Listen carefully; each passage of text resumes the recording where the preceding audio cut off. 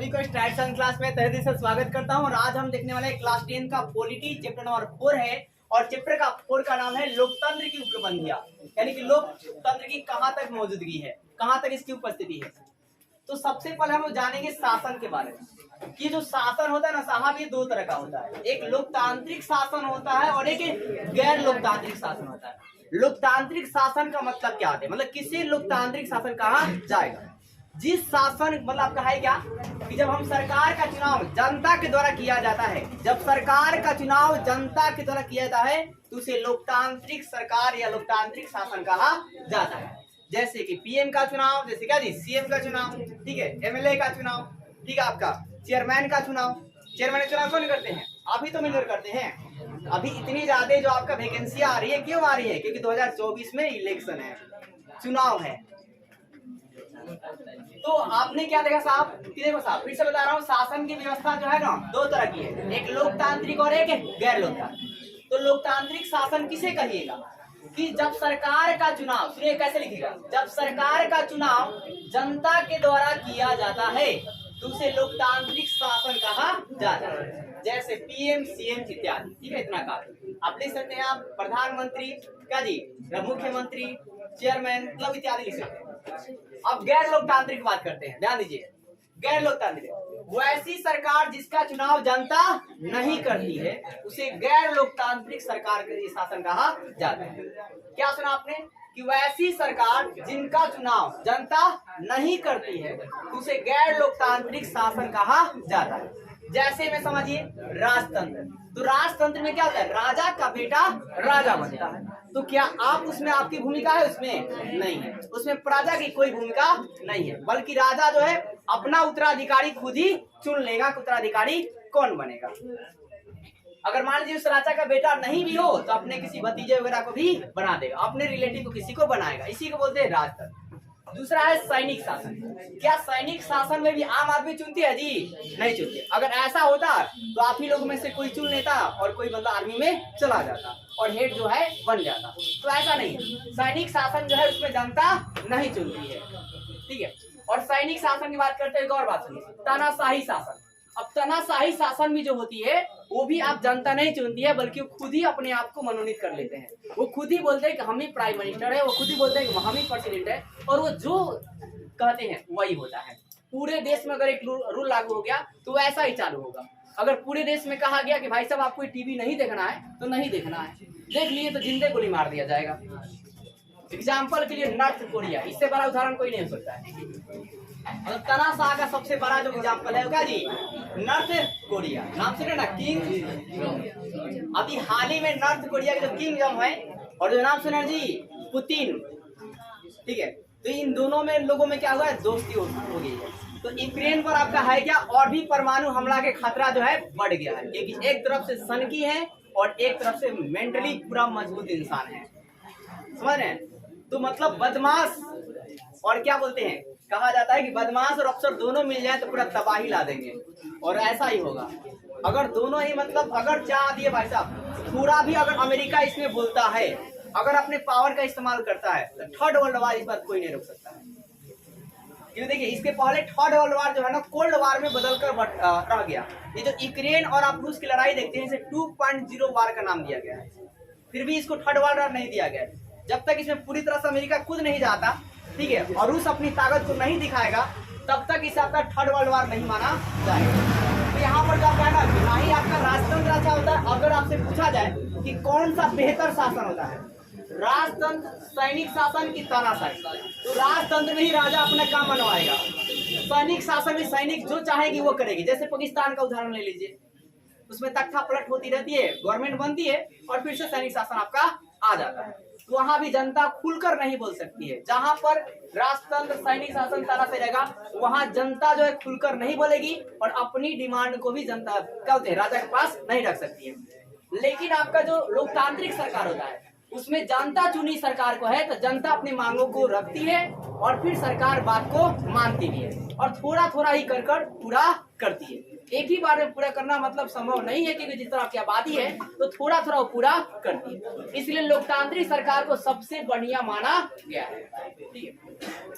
तो सबसे बेहतर सरकार कौन सा है जी? याद रखिएगा जी, लोकतांत्रिक सरकार। आपसे क्यों हटा दिया जाएगा कि सबसे अच्छा वाला गुड वाला सरकार कौन सा होता है? तो लोकतांत्रिक सरकार। कौन होता है जी? लोकतांत्रिक। क्योंकि इसमें आपको आजादी रहता है, कुछ भी बोलने की, कुछ भी सुनने के लिए, ठीक है, हर चीज का आपको आजादी रहता है। लेकिन हाँ, वो संविधान के अकॉर्डिंग होना चाहिए। अगर आप संविधान के अकॉर्डिंग नहीं है तो आपको भी जेल के अंदर बंद रखा जा सकता है। फिर बात करते हैं कि भारत में भाई साहब कैसी शासन है जी? तो लोकतांत्रिक शासन है। कैसा शासन है जी? लोकतांत्रिक शासन है। पूछिए ऑब्जेक्टिव में कि भारत में किस प्रकार की शासन है? तो लोकतांत्रिक शासन। कैसा जी? लोकतांत्रिक। तो क्या आपको क्लियर है गैर लोकतांत्रिक और गैर लोकतांत्रिक क्या होता है? लोकतांत्रिक में सरकार का चुनाव आप कीजिएगा और गैर लोकतांत्रिक में क्या सरकार का चुनाव आप नहीं कीजिएगा। वो चुनाव अपना खुद करता है, अपने में से किसी कर लेंगे। अरे क्या लोकतंत्र अपने उद्देश्य की प्राप्ति कर रहा है? जो लोकतंत्र का उद्देश्य है, क्या वहां तक लोकतंत्र पहुंच पा रहा है? तो देखिए पहुंचेगा, लेकिन वहां पर आपको अपना योगदान देना है। अगर कोई कहे कि सरकार में भ्रष्टाचार ज्यादा है कि आम जनता में, तो जवाब सुनिएगा, मतलब हमारी माने क्या है कि जनता में है। सरकार में 10% है तो 90% जनता में भ्रष्टाचार। जिस दिन मतलब ये उल्टा हो जाएगा ना, उस दिन जिस राज्य में जो जनता चाहेगी उसी की सरकार बनेगी। इसके लिए आपको मतलब ध्यान देना पड़ेगा। आगे पूरा इस टॉपिक को समझिए, आपको समझ में आएगा। बात करते हैं लोकतांत्रिक जो है ना, लोकतांत्रिक सरकार आज 100 देशों में है। कितने देशों में जी? 100 देशों में। जैसे आप कुछ उदाहरण ले सकते हैं, अमेरिका ले सकते हैं, जापान ले सकते हैं, फिर क्या जी अपना भारत ले सकते हैं, मतलब मैक्सिमम आप एशिया का देश ले सकते हैं। फिर बात करते हैं लोकतंत्र के सभी लोग जो हैं, अब इसमें क्या फायदा है लोकतंत्र? तो लोकतंत्र में सभी लोगों को एक समान अवसर मिलता है। क्या आपको पता है कि मतलब सारे को एक समान अवसर मिलता है? मतलब कोई भी आसानी से किसी में इलेक्शन में जो है ना, अपने आपको अगर कोई आपका ग्रुप है, कोई समूह है, कोई संगठन है, तो आप आसानी से चुनाव में खड़े हो सकते हैं और आप जीत कर कुछ भला काम जो है कर सकते हैं। फिर बात, आप किसी के लिए लड़ भी सकते हैं। अगर किसी को न्याय नहीं मिल रहा है तो आप न्याय दिलवा सकते हैं। न्याय आपको मतलब क्या बोलते हैं, हाई कोर्ट है, सुप्रीम कोर्ट है, अनेकों प्रकार कोर्ट जो आपको बनाए गए हैं। अब फिर है क्या कि अगर लोकतंत्र में टकराव हो जाता है तो लोकतंत्र में टकराव को भी क्या करता है, ये कम करता है। अगर आप अहिंसा होता है तो अहिंसा कौन रोकती है? लोकतांत्रिक सरकार ही रोक पाती है। हालांकि वहां पर सैनिक जाते हैं, लेकिन किसके आदेश पर जाते हैं? सीएम ही ना आदेश देंगे तो वहां पे जाएंगे। और ज्यादा बड़ा मैटर रहेगा, बहुत बड़ा पूरा देश का मैटर रहेगा, तो आखिरी में बहुत सारा प्रक्रिया से गुजरने के बाद पीएम जो है आदेश देंगे। जैसे कि मणिपुर का मामला था, तो डायरेक्ट पीएम ने क्यों नहीं बोला? क्योंकि भाई साहब इसके लिए एक प्रोसेस होता है, एक प्रोसेस के अकॉर्डिंग ही बोला जाएगा, डायरेक्टली नहीं कूद सकते हैं, ठीक है। तो बहुत सारे मतलब प्रक्रियाओं से गुजरने के बाद ही आपने देखा कि संसद में आपका है क्या कि मतलब मोदी जी है और मणिपुर के मामलों पर बोले, आखिरी कर बोले। नहीं तो बीच में क्या हुआ, बहुत सारे कंट्रोवर्सी हुआ, जो लोग नहीं जानते थे कि भाई साहब डायरेक्ट आकर बोल दो। अब कुछ एक बड़ा नेता है भाई साहब, अब डायरेक्ट आकर कोई ना कुछ बोल सकते हैं, वहां पर डायरेक्ट कुछ भी बोलते हैं, मतलब वहां पर असभ्य तरीका से मतलब नियमों का उल्लंघन किया जाएगा और वहां पर उल्टा ही मतलब क्या बोलते हैं और भी कंट्रोवर्सी चलने लगेगी। तो आएगा ये लोकतंत्र में टकराव को क्या करता है साहब, कम करता है। फिर बात करते हैं कि सबसे पहले जरूरी बात क्या है कि लोकतंत्र को आपको उद्देश्य जो है उसको प्राप्त करना है, तो हमें क्या करना चाहिए?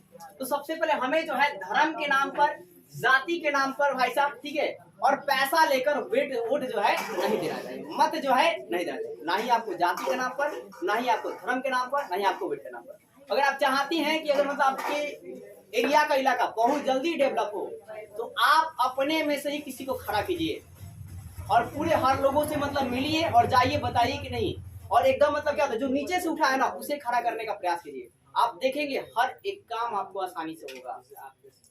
आप वहां पर दबा कर भी वहां काम करा सकते हैं, लेकिन जो पहले से ही राउडी है साहब, क्या आप उसे दबा सकते हैं? मतलब वहां पर दबा सकते जी? नहीं दबा सकते। ये वही कहानी हो जाएगी कि मतलब जो पीछे जो क्या बोलते हैं गांधी की मतलब गालियां देते हैं, लेकिन मतलब खान सर का आप डायलॉग सुने हैं ना कि गांधी को आप गालियां देते हैं और आपकी औकात नहीं है कि आप विधायक से भी कोई काम करवा लीजिए। और उस बंदा वैसा आदमी था जो अंग्रेजों से भी काम करवा लिया। और आप औरंगजेब को बुरा भला कहते हैं, औरंगजेब ऐसा था जिसने अंग्रेजों से भी टैक्स वसूल किया, समझे? वैसा औरंगजेब। पहले टिप कहानी को समझिए, उसके बाद आप देखिए, बोलिए, थोड़ा सा जानकर उसके बाद बोलिएगा तो वहां पर कंट्रोवर्सी होगा। और भूल से भी क्या बोलते हैं वो जो बड़े बड़े ऐप होते हैं उस पर जाकर कमेंट वगैरह मत लिख दीजिएगा, नहीं तो वहां पर लेनी के देनी पड़ जाएगा। व्हाट्सएप, इंस्टाग्राम और फेसबुक नहीं है, ठीक है। तो यहाँ पर आप ध्यान दीजिएगा कि है क्या साहब कि वो वोट धर्म क्या जो आप वोट दीजिएगा धर्म और जाति के आधार पर क्या जी नहीं दीजिएगा, बल्कि हमें हमारा कर्तव्य है साहब कि सही नेता को चुनाव करें। सही नेता का जी चुनाव करें। अब सही नेता का चुनाव क्या करेंगे, आप इलेक्शन से पहले 2 महीना से 3 महीना आप फोन देखना बंद कर दें, या आप 6 महीना फोन देखना बंद कर दें। अब फोन देख भी रहे हैं तो राजनीतिक बातों को मत देखें, राजनीतिक दुनिया को मत देखें। उसके बाद आपको खुद लग जाएगा भाई कौन काम किया है कौन काम नहीं किया है। सिर्फ इस तरह मौखिक बोल देना, लाइव आकर कह देना कि ये काम हमने कह दिया, ऐसा नहीं होता है। काम होगा तो आपको रियल लाइफ में दिखेगा ना जी, कि फिल्मी दुनिया में दिखेगा आपको। फिल्मी दुनिया नहीं दिख सकता है, तो इसके आपको रियल लाइफ में महसूस करना पड़ेगा कौन काम कर रहा है कौन काम नहीं कर रहा है। उसके बाद आपको खुद पता चल जाए कौन अच्छा है कौन ना खराब है, और उसके बाद जो आप वोट जाए देखिए। ये मेरा नहीं, ये कहना रवीश कुमार जी का है, सबसे बड़े पत्रकारों को पता है, कई पुरस्कार भी उनको मिला, पुरस्कार के क्षेत्र में क्या बोलते हैं पत्रकारिता के क्षेत्र में। अब देखिए इसे ही लोकतंत्र का आपका है क्या, इसे ही आपको क्या जी लोकतंत्र का उद्देश्य जो है वो आपको प्राप्त हो सकता है। जब आप जाति धर्म अब देखिए आजादी के आपको लगभग 60 वर्ष हो गए, इससे ज्यादा ही हो गया, ठीक है 60 वर्ष का किताब की पढ़ी 60 वर्ष हो गया। अब इसमें क्या हुआ, भ्रष्टाचार जो नेता है उनकी जो है वैसा क्या जी कमी नहीं है। हर जगह आप देखेंगे, अगर मान लीजिए किसी राज्य में एमएलए एमपी से लेकर अगर मान के चलिए अगर 200 क्या बोलते हैं अगर 30 हैं, तब उसमें से देखेंगे कि 20 जो होंगे वो सारे राउडी होंगे, 10 ही होंगे जो मतलब सिंपल गुजरते होंगे, अगर बाकी सारे के सारे आपके राउडी होंगे। क्या राउडी आपको लगता है कि आपकी बातों को मान सकते हैं, बल्कि वो सोचेंगे कि मतलब ये हमको नीचे दिखाने का प्रयास कर रहा है और उल्टा आप पर ही कार्रवाई कर देंगे, समझ गए, ये हो जाएगा। इसलिए कहा जा रहा है कि बार बार मतलब एक शब्द बोल रहा हूँ जिसको मतलब वैसे इंसान को सुनाई मतलब उठाइए जो नीचे से उठा हो, खुद के दम पर ऊपर गया हो, तो उसको पता है देखिए वो हर चीज झेला है। अब जो हमेशा इंसान जो है पला ही है एसी में, क्या आपकी वो मजबूरी को समझ सकता है, नहीं समझ सकता।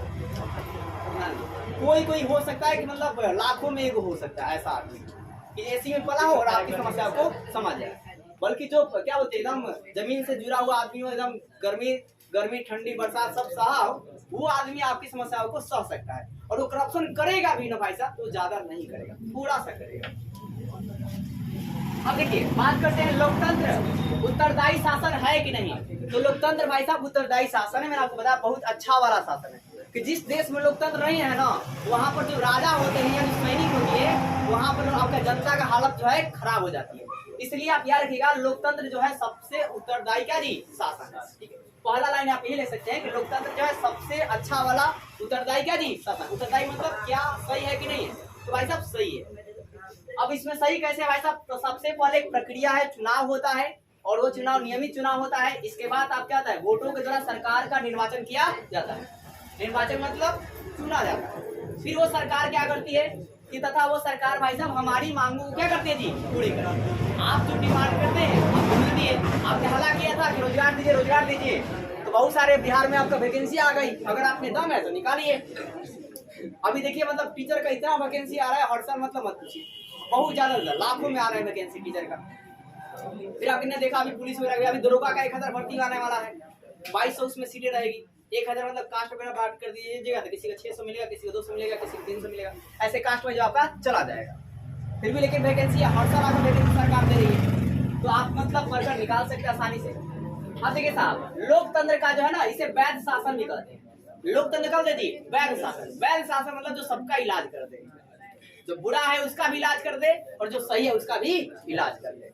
एग्जाम्पल फॉर योगी सरकार, मतलब सबसे बढ़िया वाला बात करें कि इलाज वास्तव में वैध सरकार जो आपको दिखाई देगी इस दुनिया में, जो राउडी से भी ना डरता हो और जो सच्चे का हो मदद भी करता हो, वो आपका है योगी सरकार। क्योंकि भाई साहब वो सन्यासी है, और सन्यासी मैंने आपको कहा ना कि 10 करोड़ रहेगा तो भी उतना ही खुश है और 0 करोड़ रहेगा तो भी उतना ही खुश। सन्यासी मतलब सन्यासी। और देखिए साहब बात करते हैं कि वैध शासन में क्या होता है, क्या मतलब कोई बात एक्शन जो है डायरेक्ट लेते हैं तो डायरेक्ट एक्शन नहीं लिया जाता है। वैध शासन का मतलब भाई अच्छे से इलाज कीजिए। अगर मान लीजिए आप डॉक्टर के पास गए और डॉक्टर बिना टेस्ट किए ही अगर आपको दवा लिख दिया, मतलब वो आपका भाई साहब वैध खराब है। अब उसको कैसे पता कि आपको टाइफाइड हो गया है, उसको कैसे पता कि आपको मतलब अनेक एड्स हो गया है, बिना जांच फिर बताइएगा। नहीं बताइएगा, तो इसके लिए आपको टेस्ट करवाना पड़ेगा। तो वो भी क्या करेगा, पहले चर्चा करेगा, अपने विशेषज्ञों से पूछेगा का ये बात सही है, अगर सही होगा तो लागू किया जाएगा। जैसे मैं एक स्टोरी सुनिए, यहाँ पर वैध शासन की बात करते हैं। हुआ क्या साहब कि मतलब उड़ीसा में लोहा का खदान मिला, सॉरी लोहा के संसाधन मिला। क्या मिला जी? लोहा के क्या मिला? संसाधन। अब जब लोहा के संसाधन मिला ना, तो उड़ीसा की जो सरकार थी वो सोची क्या कि वहां से लोहा के खनिज को निकालेंगे और बेचेंगे, तो हमारा क्या होगा, जो राज्य है डेवलप करेगा और आगे जाएगा।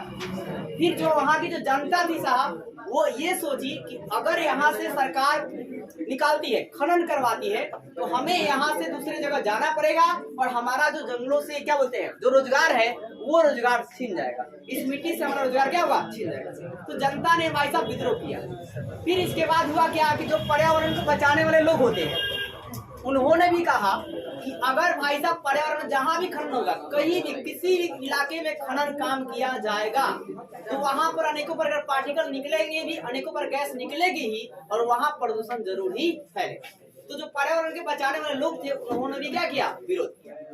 उसके बाद अब सरकार के पास समस्या आ गया कि भाई साहब सरकार जो है, जो मतलब अंतर्राष्ट्रीय लोग हैं, उनसे अपना मतलब सामान को खनन करके उनसे बेचे और अपने राज्य को आगे बढ़ाए, कि भाई साहब जो आदिवासी लोग हैं उनका बात माने, कि भाई साहब मतलब क्या होता है, जो आपके पर्यावरण को सुरक्षा करने वाले हैं उनका बात माने। तब ऐसे में सरकार क्या करती है, डायरेक्ट एक्शन नहीं लेती है, बल्कि वो अपने विशेषज्ञों को बुलाती है और पहले चर्चा करती है। जैसे मान के चलिए कि मतलब जो खनन क्षेत्र का स्पेशलिस्ट होगा उसको बुलाएगा और उससे वो बात करेगा, सलाह लेगा, और आखिरी में वो जनता से भी सलाह लेगी, जनता को समझाएगा कि देखिए थोड़ा सा प्रदूषण तो होगा, आपको दूसरी जगह जाना पड़ेगा, लेकिन दूसरी जगह जाकर आपके लिए जमीन मैं दूंगा, इतना पैसा दूंगा, आप पहले आपको एग्रीमेंट करके साइन कर देता हूँ, पहले आप जमीन ही ले लीजिए, उसके बाद ही खनन कार्य स्टार्ट होगा। तब जाकर समझाने के बाद जो है ये अभी सरकार थोड़ी ना बात सरकार समझाएगी, ये बात जो समझाएंगे विशेषज्ञ समझाएंगे।